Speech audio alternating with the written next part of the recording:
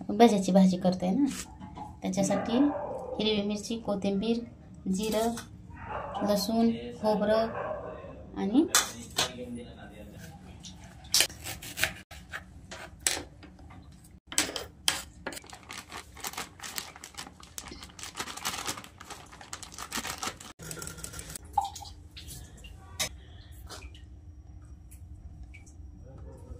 मिरची, अद्रक आणि लसूण. एवढा लसूण कुटून घ्यायचं, थोडंसं मीठ टाकून.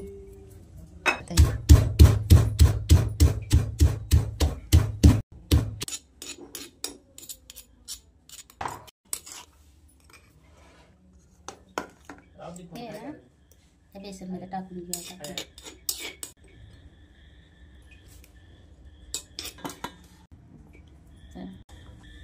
तशी कोथिंबीर टाकून घ्या. त्याच्यात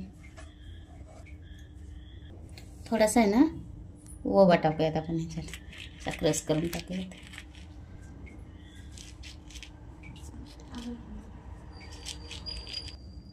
थोडासा ओवा टाकू. थोडीशी ना हळद टाकूया त्याच्यात. आणि थोडंसं मीठ कमीच टाकूयात आपण, कारण चटणी कुटताना पण मीठ टाकलेलं आहे ना ह्याच्यात. तर थोडंसं कमीच टाकूयात मीठ. आपण मिक्स करून घेऊयात आपण.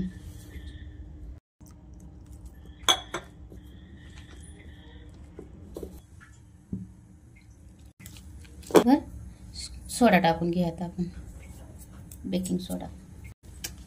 तेल गरम झालं का बघूयात आपण.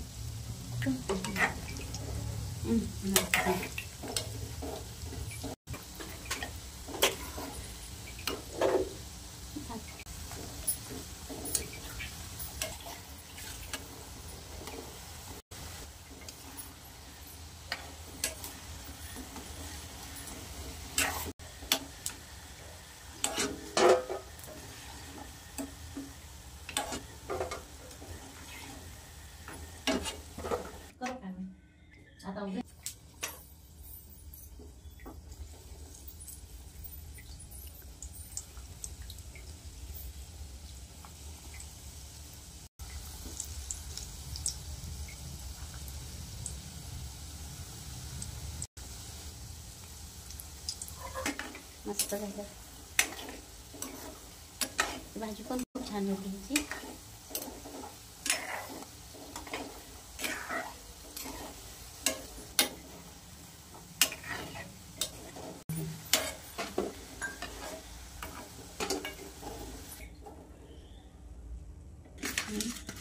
थोडीशी मस्त भजी झाले ते. तर आपण आता भाजीची तयारी करूयात. भाजीची आता आहे ना, नाही का, रश्श्यासाठी खोबरं, लसूण, अद्रक आणि हिरवी मिरची हे मिक्सरमध्ये बारीक केलं असतं, पण आता सध्या लाईट नाही आमच्याकडे, तर मग मी कुटून घेते ह्याच्यात खलबत्त्यात. तर मग पहिलं खोबरं बारीक करून घेते. लसूण, थोडीशी हिरवी मिरची, हे अद्रक, हे सगळं कुटून घ्या ह्याच्यात.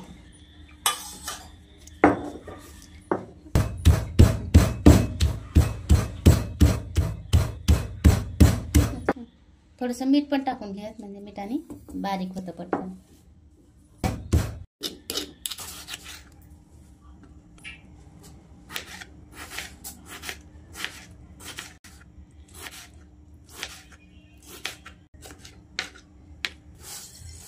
थोडंसं मोहरी टाकून घ्या त्याच्यात. थोडंसं जिरं टाकून घ्यायचं. चांगलं परतलं ना,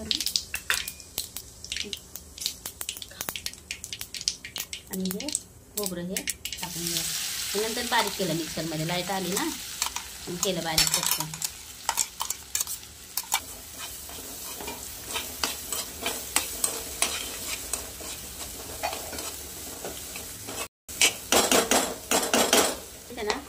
अर्धा कापलेला टोमॅटो टाकून घेऊया.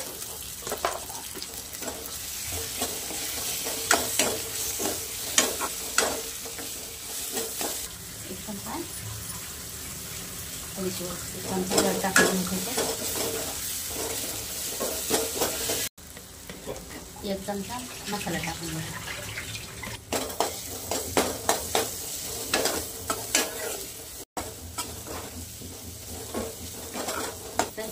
पाणी टाकून घ्यायचं.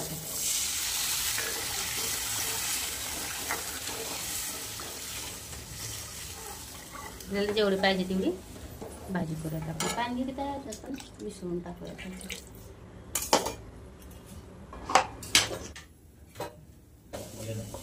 हे ना थोडंसं शेंगदाण्याचं कूट बारीक करून घेतलं मिक्सरमध्ये, ते टाकून देऊया त्याच्यात आपण. म्हणजे थोडंसं घट्टपणा येईल.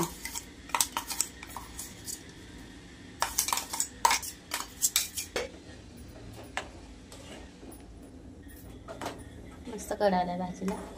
जरा भाजी उकळली ना मस्त कढल्यावर मग नंतर भाजी टाकायचं त्याच्यात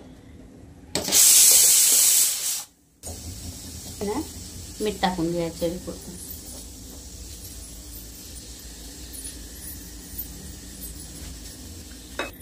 हे चांगलं उकळलंय. आता ह्याच्यात भजी टाकून घेऊयात आपण.